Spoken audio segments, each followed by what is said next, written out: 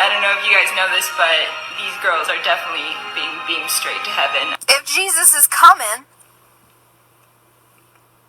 then, do I have to go into work?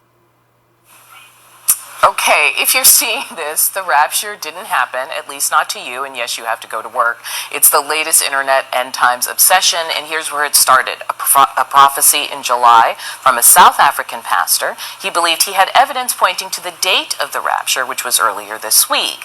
He was wrong, and he's not the first. History is filled with failed apocalypse predictions. We all remember the Mayan calendar ending in 2012.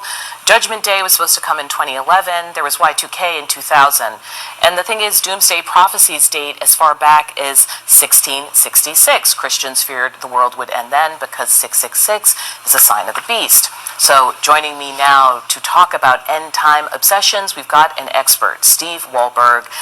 He's a speaker and director of White Horse Media. He's also the author of a book called End Time Delusions, which talks all about these rapture teachings and where they came from. Steve, thanks so much for being with us.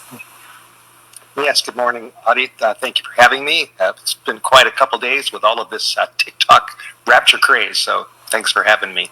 Why do you think this caught on in particular, right? It kicked off earlier in the summer and until we're here in the fall and people have tinfoil hats on their cats.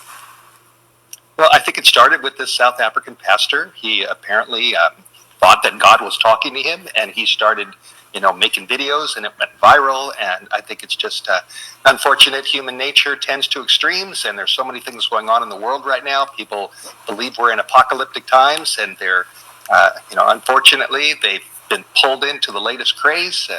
And yet Jesus said clearly, nobody knows the day or the hour. So it's a false movement, and now it's behind us, really. Can you talk more about the actual biblical teachings, just to give people some context about what's in there? Yes, the Bible is very clear that Jesus went to heaven at the end of his life and that he's coming back again.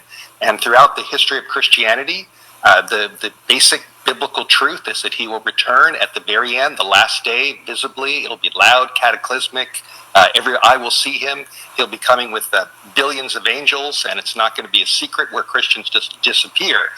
But unfortunately, in the 1800s, a new teaching started working its way into Christian thinking. It was connected to Edward Irving and John Nelson Darby. It worked its way into the footnotes of the Scofield Reference Bible, and then it was brought into the American Protestant seminaries like Dallas Theological Seminary. Hal Lindsey in the 1970s popularized it with his book, The Late Great Planet Earth, and then the Left Behind novels. It just took off, co-authored by Tim LaHaye and Jerry Jenkins. I have a chapter in my book called The Path of the Virus, where I trace this intro into Christianity, and now it's just become just an incredible craze. And yet the Bible does not teach disappearing Christians that we're just going to vanish.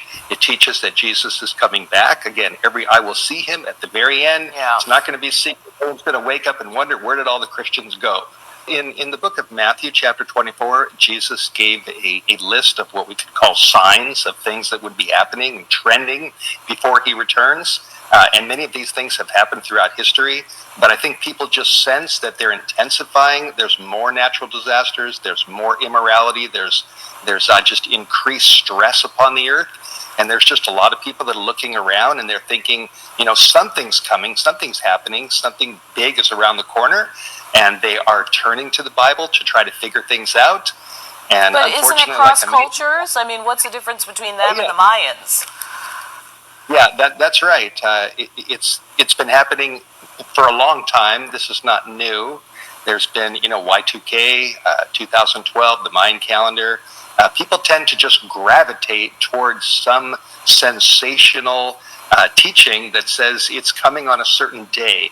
But Jesus made it very clear in Matthew 24, verse 36, that no man knows the day or the hour.